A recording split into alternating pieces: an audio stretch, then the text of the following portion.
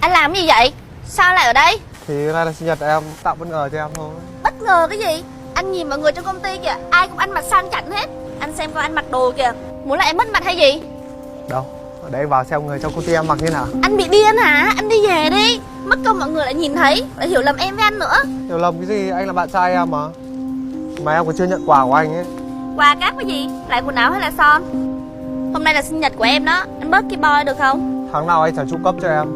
Mua đồ, mua son cho em mà em bảo anh ki bo. 1 tháng một bộ đồ, em mặc 2-3 lần là cũ rồi.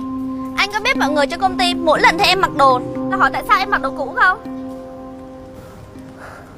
Anh đi về đi, em không muốn nhìn thấy mặt anh nữa đâu. Vậy là em bảo anh làm em mất mặt. Em muốn chia tay đúng không?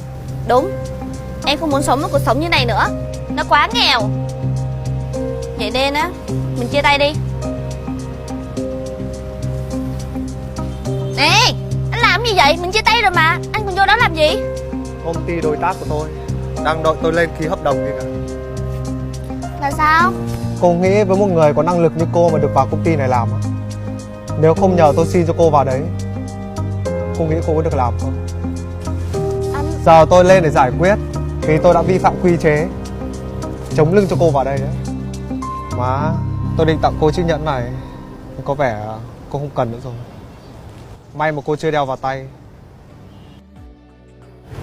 Mất mặt tôi. Anh à, em sai rồi.